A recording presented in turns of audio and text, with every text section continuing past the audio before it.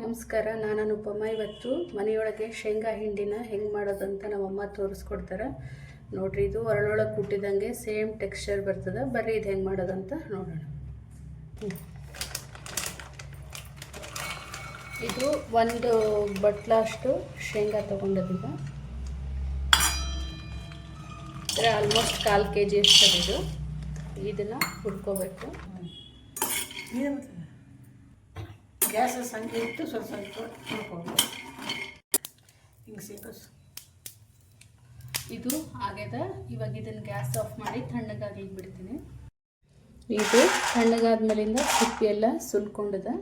ಈಗ ಇದನ್ನು ಗ್ರೈಂಡ್ ಮಾಡ್ಕೋಣ.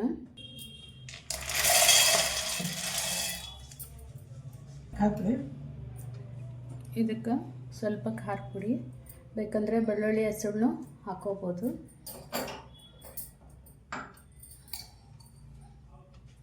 ರುಚಿಗೆ ತಕ್ಕಷ್ಟು ಉಪ್ಪು.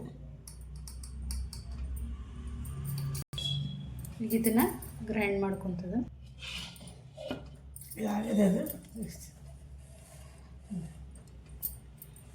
ಇದು ನೋಡ್ರಿ ಆಗ್ಯದ.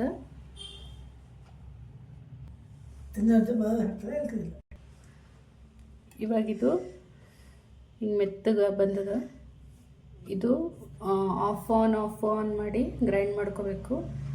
ಮಾಡಿಕೊಂಡ್ರೆ ಇದು ಒರಳೊಳಗೆ ಕುಟ್ಟಿದಂಗೆ ಸೇಮ್ ಟೆಕ್ಸ್ಚರ್ ಬರ್ತದೆ. ಇದು ಬೇಕಂದರೆ ಬೆಳ್ಳುಳ್ಳಿನೂ ಹಾಕ್ಕೋಬೋದು.